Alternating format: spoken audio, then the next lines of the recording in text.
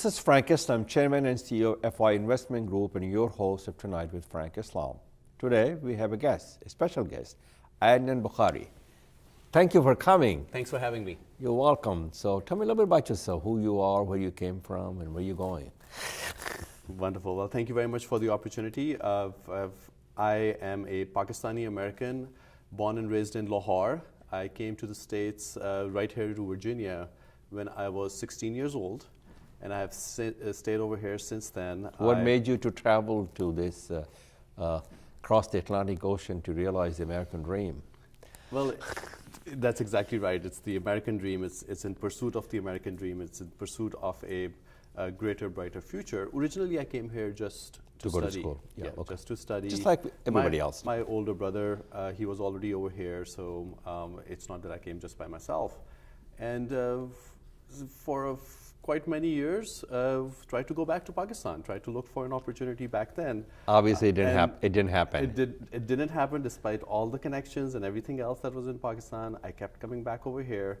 And then finally, in 2005, I determined that I should stop trying. Okay. I should just accept my fate. So you just said you should stay here. Yes. Okay, thank you for staying here. That's wonderful. So what's your, so this is your journey. So after the school graduations and you decided to stay in 2005, so that was 12 years ago. So what have you been doing since then? So I went to school to study economics first. Then I transitioned to accounting because that's where the jobs were. Okay, And so you're CPA? Yes, after I completed my studies in accounting, I went ahead and I got my CPA. And then I joined a public accounting firm. Okay. And I became a partner at the firm. And then now more recently, I'm working as the chief financial officer for an organization called Prosperity Now. I heard about it. Yeah, we are trying to end poverty. So in the United States, it's a national organization. We do a lot of policy advocacy work, as well as program work with other nonprofit organizations spread across the United States. So you have a wonderful background coming from Pakistan, getting a good education, and education is a gift that keeps on giving. Yeah. And then you became a financial officer, and you're serving the humanity. You represent the best of our humanity. But you're also very politically engaged. As you know, the Northern Virginia community has South Asians and a lot of Muslims. So the question, you tell the audience why they should be politically engaged, number one. Number two, why they should make a political contribution. Thank you. So this is really a hallmark of democracy, where if you, the masses, come out to vote, show your voice, you will be able to have a say in the laws and in the policies that will dictate your everyday life. So that's really fundamentally the reason that we as citizens need to be engaged, we need to be involved. So you said it very well, but I will paraphrase what you just said. The politics define the landscape of America. Politics brings us together. Mm-hmm. And every day, whatever the politicians do affects our life. And it also creates a common cause. And we should all be politically engaged in order to make sure that our voices are heard and to make sure we have a seat on the table. Am I correct to assume what you just said, Adnan? That is correct, and I would like to extend that a little Please bit more. Do so. If I can approach the audience a little bit more as well. So think of the time that we are living in right now. A lot of us only have read about the civil rights movement of the 20th century. So think about the 1950s, 1960s era. We are right now living the civil rights movement of the 21st century. What would you want to do? What would you want to tell your grandchildren, your children, maybe 10 years later, 20 years later? What were you doing in 2017? And how were you joining the movement or just watching the movement? It's this is the 50th birthday. Next year will be the Civil Rights Movement. Yeah. So you have said it very well. It's political engagement. So what made you to get into politics, having your background in the finance, and also you just mentioned that you're working as a chief financial officer for a successful NGO. So tell me a little bit about what made you to get there, to get into politics, and do you have any ambitions to run for any political office? So what got me engaged, I've been engaged, I call myself a wartime activist, basically. You could view it in many different ways, but really since I was a very young boy, we used to go in Lahore, Pakistan, in front of the General Assembly. My dad used to take me to peacefully raise up the voices of the Kashmiri people. So from a very early beginning. So this is where you learn. Very early beginning, I learned from my father that you want to, where you see injustice, you want to raise your voice for justice. In 2005, mentioned that I decided that I stayed over here. 2005 is the year I became citizen. So you've been citizen for 12 years. So now we can vote. I And could you vote want in other 2005. people to exercise their voting right. Absolutely. So we get the politics in the government that we deserve. If you're not politically engaged and involved in the politics, we get the government that because we're not engaged. We must be an active participant in the political process in order for us to make a change. Is that something you want to tell the audience also? Yes. And we get what we deserve. Yeah. Politics is not a spectator sport, right?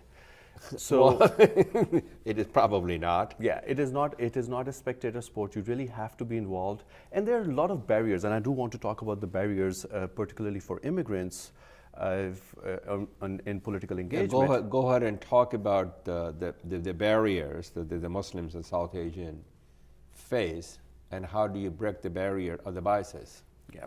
So fundamentally going to psychology a little bit, psychology 101 a little bit, is Maslow's hierarchy of needs applies to everyone, right? So if your basic needs are not met, you're not going to get to security needs, you're not going to get to your social needs, you're not going to get to self-esteem and self-actualization. And a lot of times as immigrants, we are just worried about our economics. We are worried about our own legal system. There's a back home and a Mentality. back home mentality, and a conflict between like, how much do I engage here? How much do I focus on what is back home? There's nothing wrong to be loyal to your country that Absolutely you're nothing, born, but yeah. also loyal to the country that you adopted to live. Yes. I now say that Pakistan is my motherland and United States is my homeland. Very well said. I also want to add to the barriers that on top of that, a lot of the immigrants come from countries where those are pre-democracy countries. So they're really not used to They do used to not fulfill knowing- their responsibility as a citizen. I would frame it a little bit differently. The way I would say it is that they're just not used to understanding the power of their single vote, because there is. It does make a difference. Because One there is vote not- makes a difference. One vote does make a difference. Actually, in Virginia, there are several examples of, not one, but how a few votes. And what happened in have made a Alabama difference. because of the black voters made a lot of difference, and especially and also the women and the millennium. Those are the people who really made a difference in I'm Alabama. so glad in you- Virginia, it happened the same thing. So I'm so glad you brought up Alabama. I want we to will go back talk to a little that bit some about point. that. But the thing that I want to talk to you after the break is you're an advocate of immigrations, immigrants, and also an advocate of building a stronger and fairer and a tolerant America.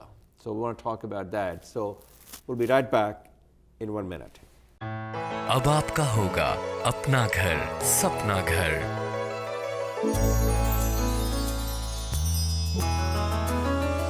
Your dreams can come true SAI mortgage is key for you अपना घर खरीदने और refinance करवाने के लिए SAI mortgage से राब्ता करें Don't make a move without SCI. Back to Adnan Bokhari. Before the break, we talked two items that I wanted to shed some light and bright light on this, if you possibly can.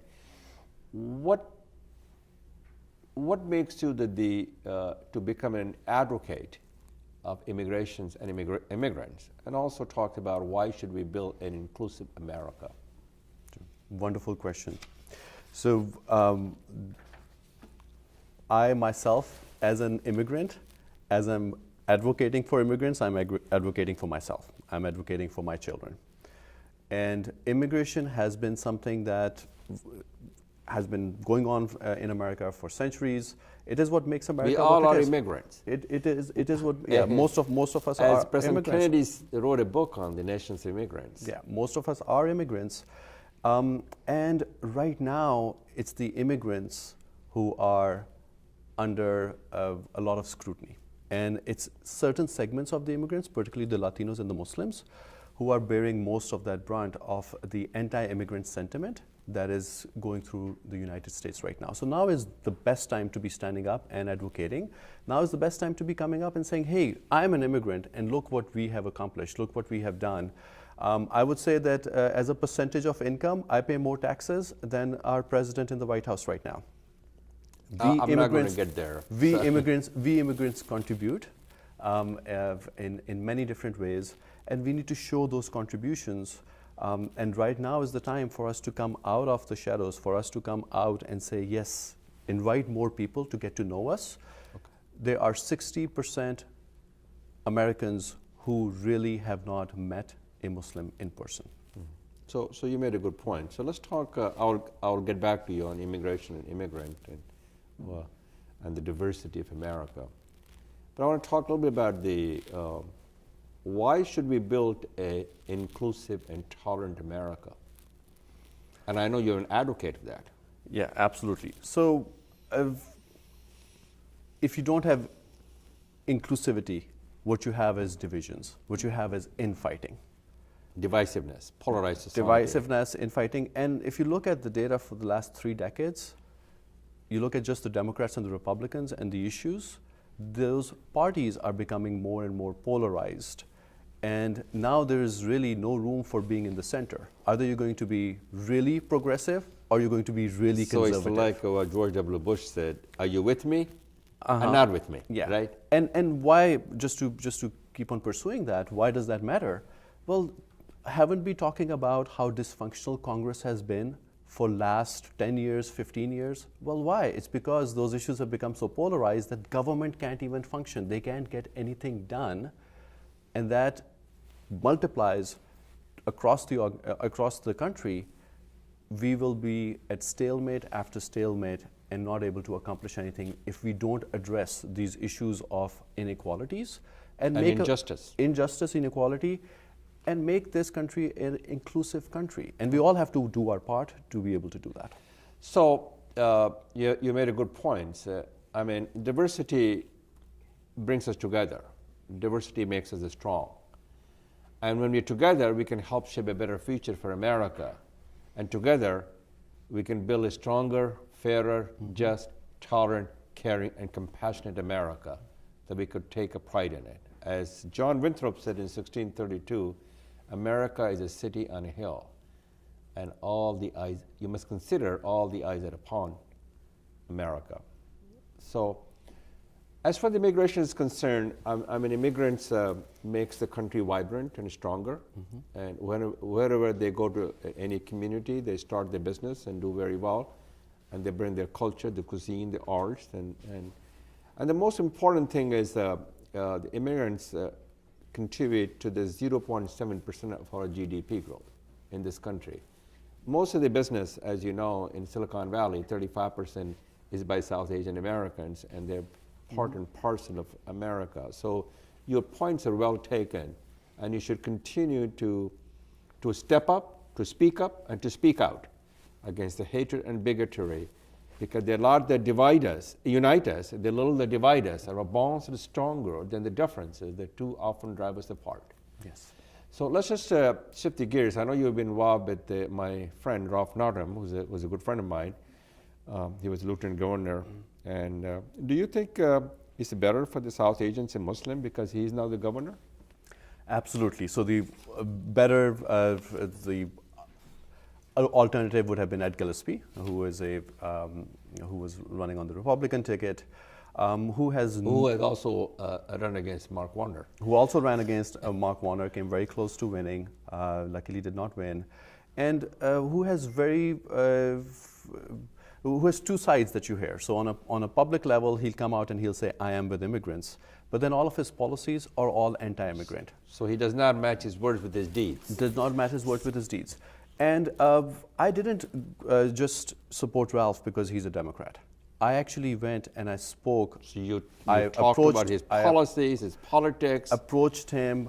I was actually supporting Tom Perriello in the primaries, who was running against Ralph Northam. I do know him. On the progressive side. Tom and I became very good friends. Like I said, I'm a wartime activist, so it's January of 2017, the day after the travel ban, is when I reactivated myself after about 10 years of not being active. And I pursued what was happening in Virginia, and I've looked at both candidates, and I created a agenda for the immigrants, and I had a very simple agenda. And the agenda was that the immigrants right now are facing a negative perception and a reputational risk, and we need to counter that by giving immigrants an opportunity to really show who they are, and the candidates could really help us do that. So I held. You think there's a brighter horizon for them to engage politically, socially, and economically to become a fabric of our nation? Absolutely. There's so much opportunity, so much potential there. So to Ralph Northam's credit, I will also say the attack on one faith, attack is on all faith. When we attack each other, we are destroying the harmonious fabric of this nation. We are, and that was one of the reasons. You know, this is what President Kennedy said when he was attacked because he was a Catholic in 1960 when he gave that speech, and this is what he said, the essence of that. There's such commonalities of issues. One of the reasons that I really focused on the immigrant population rather than just the Pakistani population. I've been here for 20 years. That's really something natural. I did work a lot in the Pakistani population, but I didn't just focus on either just the Pakistani or the Muslim population. I really talked about the immigrants. Focus, yeah. Really talked about immigrants because we have 500,000 immigrant voters, foreign-born immigrant voters living in Virginia. Especially in Northern Virginia. And they can tip the balance. They can dictate the balance. It's not just tip it, right? They can tip the balance. The most important thing for them to go vote, to exercise their right. You talk about the engagements of the Muslims in the South Asian communities, the broader community, to be engaged politically. The question that I have for you is, what's the message to the younger generations of our community and your community, because we are in this together? What's the message for them? Why they should be civically engaged, politically engaged, and individually engaged? Why they should be engaged? Yeah. What I would say to the youth is, this is your country. This is the country. This is your country. You're not hyphenated. You're an American. You're not hyphenated with whether it's a Pakistani American, whether it's a Muslim American. You are American. And part of being American is that you are engaged in all facets of life. And there's such huge opportunity. A single person can make such a huge difference. I'll give you my example of just starting this year, January of 2017, being able to just going and talking to the candidates about what is it that concerns us, what is it that concerns the community. We got to a point where now the governor-elect actually met with us to do a immigrants roundtable. I presented myself at that roundtable to the now governor, saying these are the issues that immigrants have right now in 2017, and these are things that you can do about it. I wasn't part of a big coalition, wasn't part of a big organization. I was a single person who decided that I was going to do something about it. And that's what you're seeing again and again. There's a young man, Ahmed Shawal. He is a student at UVA. Just look up his profile. Look at all the things that he's doing as well. He's a great role model for a lot of our youth that are in the community. There's so much that we can do. There's so many places that we can be active. And we through an organization called National Association of Pakistani Americans, are really wanting to give youth more opportunity to be able to come collectively and do something together. There's so much work that we still need to do. There's a Muslim Day that's coming up in the next year that we're going to go to the governor's mansion, we're going to go to the state capitol. We want more and more of us to show up, because when we show up, there are things that we accomplish. Out of all of that, now your dear friend, Ralph Northam, governor-elect. Well, he's a friend of all of us. Yeah, he's a friend of all of us. You're a closer friend, right? I'm not as close a friend to him. Sort of. I'm very close to Tom Perriello, but not a close friend to Ralph. He has 3 people appointed on his transition the team, transition. on the transition team, who are Muslim Americans. Just speaking right now about Muslim Americans or South Asians. So we have Atif Karni. Yeah, I know. We have Dr. Baba Latif. I do know Baba. And we have Sam Rasool. So Sam do know all of Rasool them. is the only elected official, but the others are active members who they ran Well, for Baba offices. ran for the- both of them. Atif yeah. Karni ran as well. Well, when we come back, we'll talk some more items and concerns and the questions for you. So we'll be right back. अब आपका होगा अपना घर सपना घर।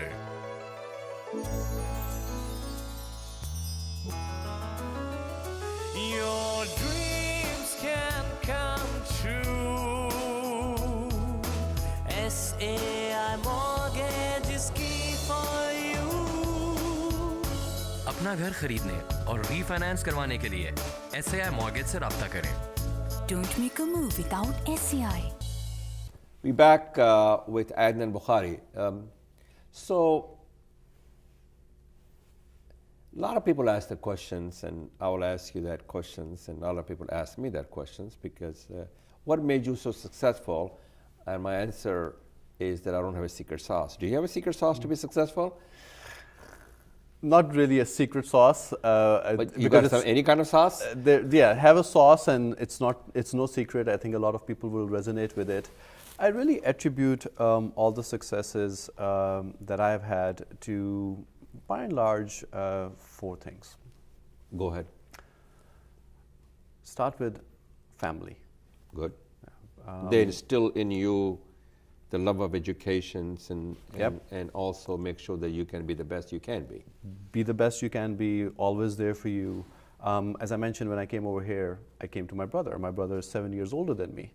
He took care of me. I was still a 16-year-old boy, right? And he himself was also just 22, 23 years old. So you don't forget that. He gave me a lot of direction, gave me a lot of guidance, and I am who I am a lot because of him as well. So That's very well I said. attribute that. Faith. Really. Faith. What does the faith brings you?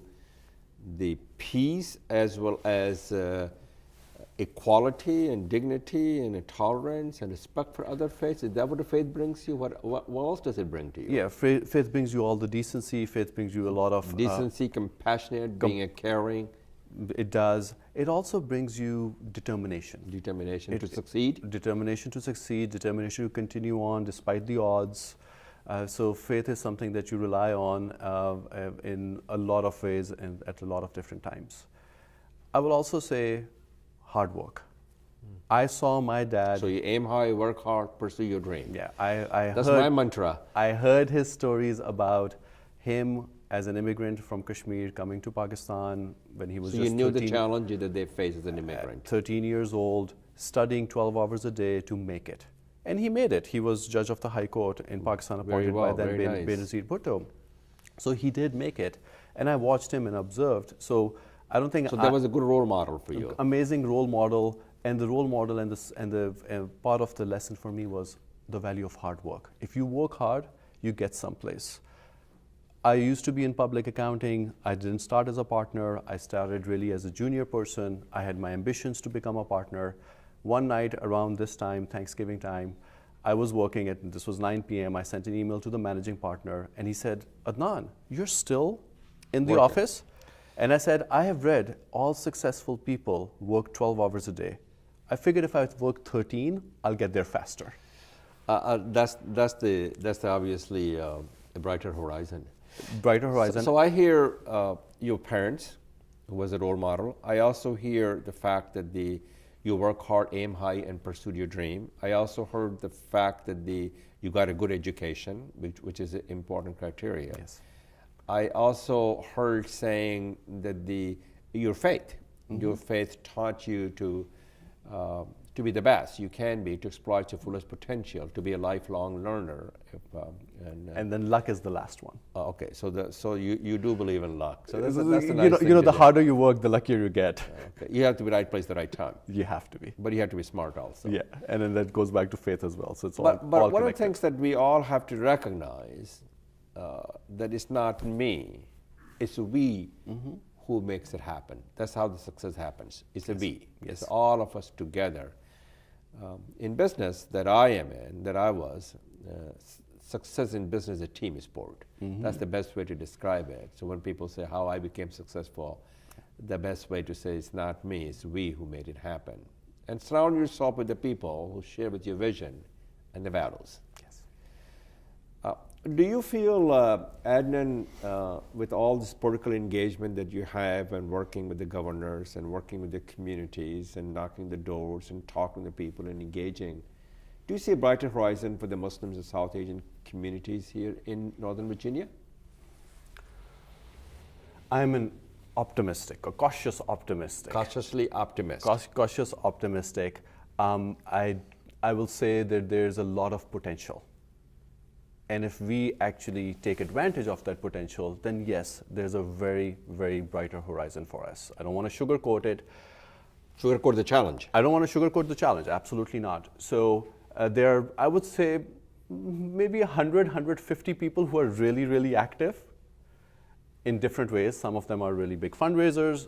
Some of them are actually on the ground. Then they are able to reach to another 1,000, 2,000 people who we get to see a lot in a lot of different gatherings. There's the same people. But then there's this whole massive community. There's this whole grassroots. There's hundreds of thousands of us. Where are we? Well, how much the population of Virginia, Pakistani Americans and Muslims are? So I usually use a conservative estimate sure. because I don't want to exaggerate it. So Center of American Progress came up with a report, and their assessment is CAP. Yes, they came up with a report, and according to that report, there are about 35,000 Pakistani Americans living in Virginia. This is a 2013 report, I believe. So of course, since then the numbers have gone up. In general. Muslim Engage is another organization that has done some numbers on them. Farooq Mita and others. They have estimated that it's more than 200,000. So it's a fairly significant Muslim voter population that is over here. So it is a very significant population. And a lot of times I see them at the mosques for Eid prayers, but that's the place that I find them to be the most. And that's a place to be starting. So what kind of question do they have when you ask them? And the second question is, if somebody who's watching the show and they want to be politically engaged, they want to go knock on the door and they want to be like you, how do they contact you? So can you shed some light on those two? Sure. So the questions that I normally get are like, what is it for me? What is in it for me? What is in it for me? Why should I come in and why should I vote? And very quickly, the reason I want to answer is, you care about what laws are implemented over here in the state. You care about how much taxes you pay. You care about how much money you make, whether it's minimum wage. You care about your college education, how expensive or how cheap it is. And you care about healthcare. I mean, your transportation. And your transportation. And it keeps on going and on and on. Everyday life is affected because the politician makes those decisions. That's why you should come out and vote. And really, right now, we should come out and vote because it's for our own survival. You can contact me at Adnan S. Bokhari at gmail.com. And I'm talking about the people who are young and who wants to be like you, and be successful and be politically engaged. So this is the way to contact them. Yes. And well, thank you very much, Adnan, for coming over here. Thank you for taking the time to talk to us. And I hope you inspire the new generation, the younger generation, all the people to be politically engaged, to be civically engaged, and to make sure they go vote, to make sure they exercise their responsibility. And the responsibility to become an engaged citizen. Yes. This is how you fulfill your responsibility as a citizen in a democratic country. So thank you very much. Thanks for having me here. This is Frank Islam wishing you a great week, and thank you for watching.